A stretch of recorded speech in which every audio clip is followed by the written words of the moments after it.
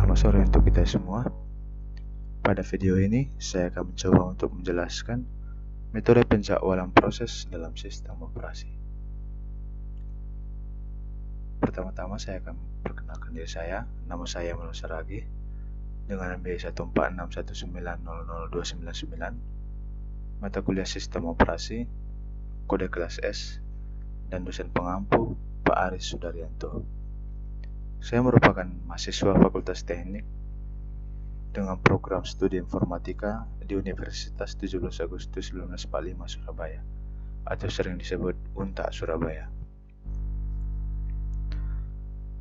Pertama, saya akan menjelaskan algoritma penjadwalan. Secara garis besar, terdapat dua jenis algoritma penjadwalan, yaitu algoritma penjadwalan non-preemptif dan algoritma penjadwalan preemptif. Algoritma penjadwalan non-preemptif adalah saat proses sedang menggunakan CPU. Proses tersebut akan membawa CPU sampai proses tersebut melepaskannya atau berhenti dalam keadaan wait. Dapat dikatakan bahwa non-preemptif ini merupakan proses yang hanya dapat melakukan proses sekaliran saja, kemudian diselesaikan sampai akhir proses tersebut tanpa ada proses lain yang dapat menyalahnya. Yang kedua yaitu algoritma penjadwalan preemptif adalah saat proses sedang menggunakan CPU dapat diambil alih oleh proses lain. Dalam hal ini harus selalu dilakukan perbaikan data. Proses ini adalah kebalikan dari proses non-preemptif tadi, yakni saat proses ini bekerja, maka proses dapat disela oleh proses lain, sehingga proses ini akan kembali diproses setelah CPU menyelesaikan proses yang menyalahnya tadi. Algoritma penjadwalan first come first serve (FCFS). Algoritma ini merupakan algoritma penjadwalan non-preemptif yang paling sederhana yang digunakan CPU. Maksudnya non-preemptif adalah ketika suatu proses sedang dieksekusi, proses tersebut tidak dapat disela atau diinterupsi, hal yang sudah saya jelaskan sebelumnya, di mana proses tersebut harus dieksekusi hingga selesai. Lalu kemudian proses yang lain dapat memperoleh jatah pengeksekusian. Dengan menggunakan algoritma ini, setiap proses yang berada pada status ready dimasukkan ke dalam FIFO QEW atau antrian dengan prinsip first in first out sesuai dengan waktu kedatangannya. Proses yang lain yang tiba terlebih dahulu yang akan dieksekusi. Ada 3 buah proses yang datang secara bersamaan, yaitu pada saat 0 milisecond, di mana P1 memiliki burst time 24 milisecond, P2 memiliki burst time 3 milisecond, dan P3 memiliki burst time 3 milisecond. Sebelumnya saya akan jelaskan burst time, yaitu burst time adalah waktu yang dibutuhkan proses selama dia dieksekusi hingga dia selesai dieksekusi. Jadi burst time adalah waktu di mana proses sedang berjalan sampai dia selesai dieksekusi. Nah, pada soal diminta supaya kita untuk menghitung waiting time rata-rata dan turnaround time dari ketika proses tersebut, di mana rumusnya adalah burst time ditambah waiting time dengan menggunakan algoritma FCFS. Waiting time untuk P1 adalah 0 milisecond, jadi tidak perlu menunggu. Sedangkan untuk P2 adalah sebesar 24 milisecond. Menunggu P1 selesai karena burst time P1 adalah 24 milisecond. Dan untuk P3 sebesar 27 milisecond. Menunggu P1 dan P2 selesai. Kita dapat melihat dengan lebih jelas pada Gantt chart kedatangan proses.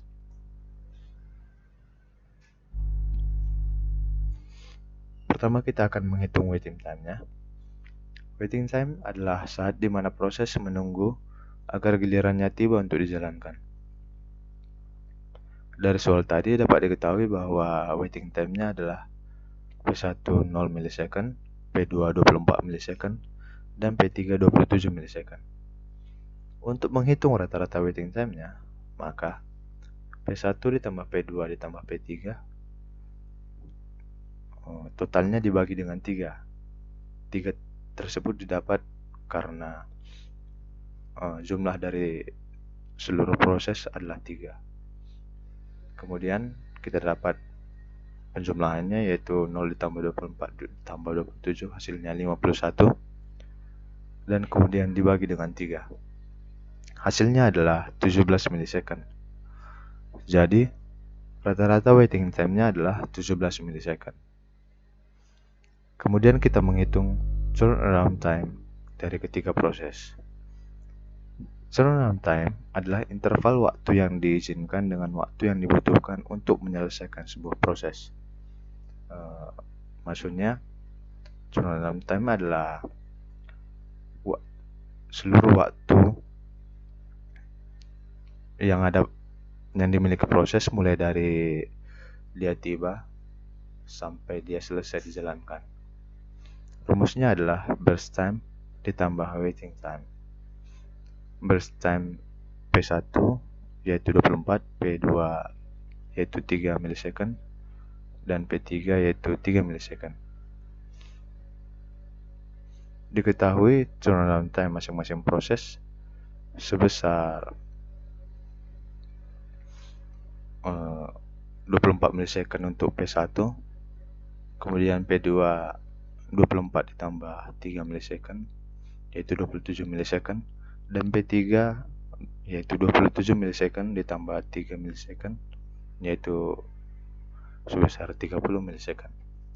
Maka turnaround time dari seluruh proses tersebut adalah P1 ditambah P2 ditambah P3 dan keseluruhannya dibagi dengan 3, yaitu 24 ditambah 27 ditambah 30 yaitu 81, dan dibagi dengan 3, dan hasil akhirnya adalah 27 milisecond.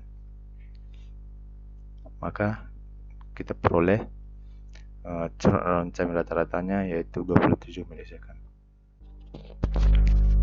Selanjutnya yaitu algoritma penjadwalan Shortest Job First atau sering disingkat SJF.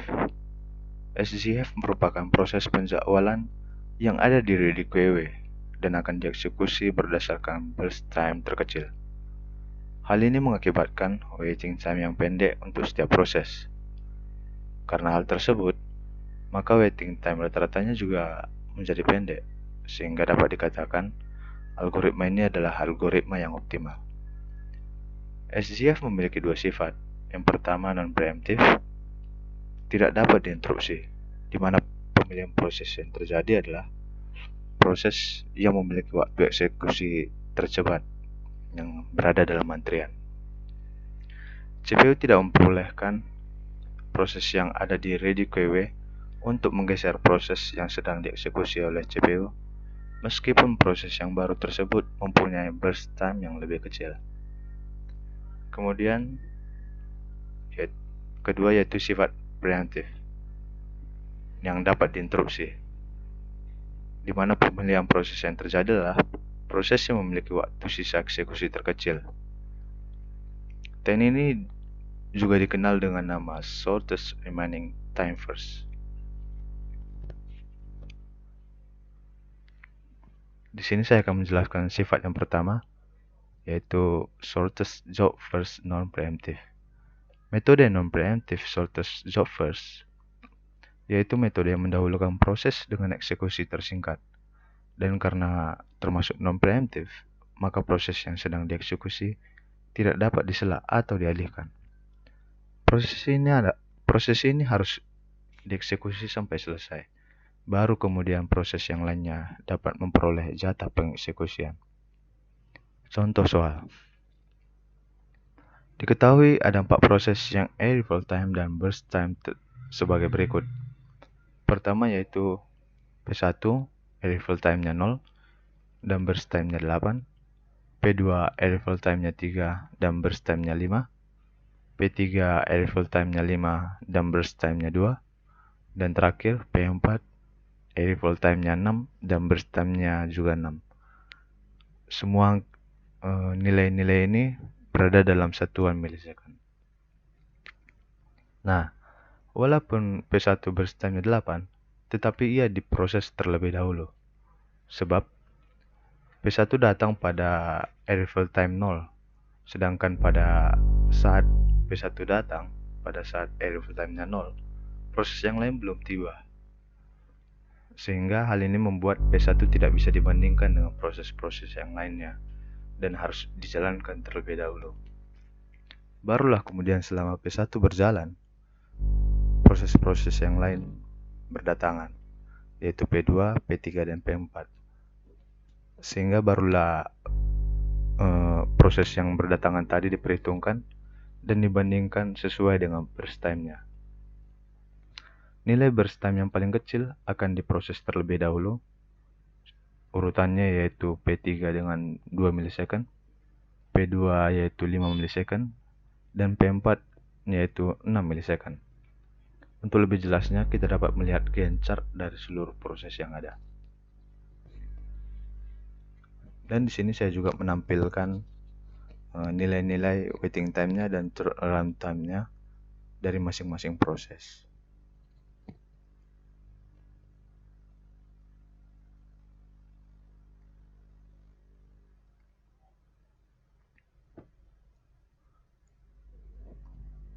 Pada penyelesaian kali ini kita akan coba untuk pertama-tama menyelesaikan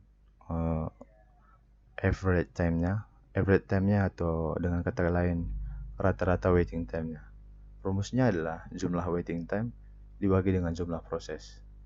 Di mana kita ketahui bahwa waiting time P1 sebesar 0 milisecond, P2 sebesar 7 milisecond, P3 sebesar 3 milisecond, dan P9 dan P4 9 milisecond.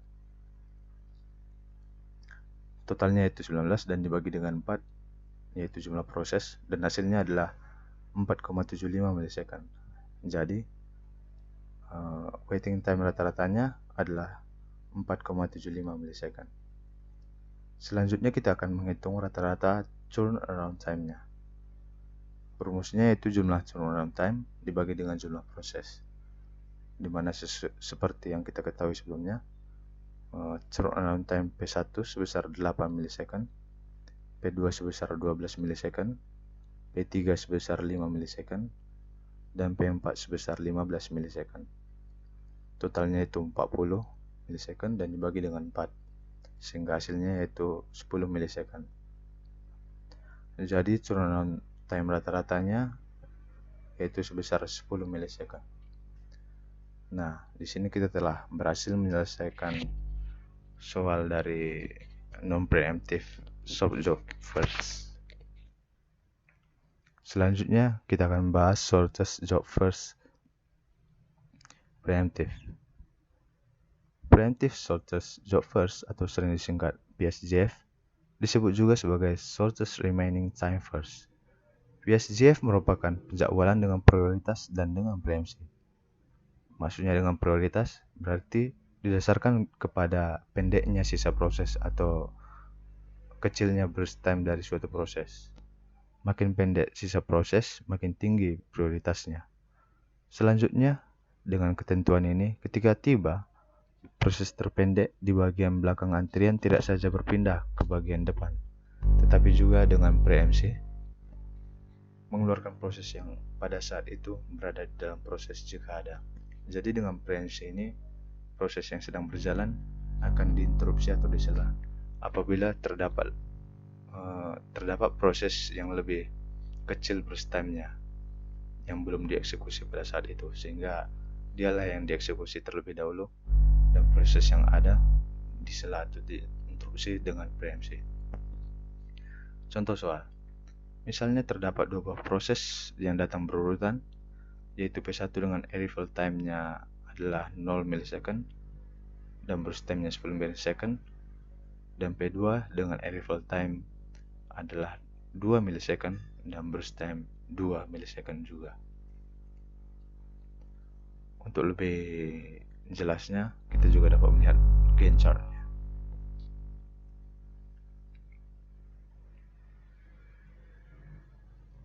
Penyelesaiannya, waiting time PSJF-nya yaitu P1 0 ditambah 2 milisecond yaitu 2 milisecond, P2 yaitu 0 milisecond yang berarti 0 milisecond, Lalu kemudian turnaround time PSJF-nya P1 sebesar 10 milisecond ditambah 2 milisecond, di mana 10 adalah burst time dari P1. Totalnya yaitu 12 milisecond. Kemudian P2 turnaround time-nya adalah 0 ditambah 2 yang berarti 2 milisecond. Nah, average waiting time-nya atau rata-rata waiting time-nya kita jumlahkan 2 milisecond ditambah 0 milisecond yaitu 2 milisecond dan dibagi dengan 2 yang berarti 1 milisecond. Itu artinya rata-rata waiting time-nya yaitu 1 milisecond. Kemudian average turnaround time-nya atau rata-rata turnaround time-nya kita peroleh 12 milisecond ditambah 2 yang berarti 14 milisecond dan dibagi dengan 2 milisecond dan dibagi dengan 2 yang berarti hasilnya adalah 7 milisecond. Dengan begitu kita sudah memperoleh average waiting time-nya dan juga average turnaround time-nya. Maka dari itu kita telah berhasil menyelesaikan seluruh dari soal-soal yang ada pada video kali ini. Sekianlah penjelasan yang dapat saya berikan sesuai dengan contoh-contoh soal yang saya tampilkan.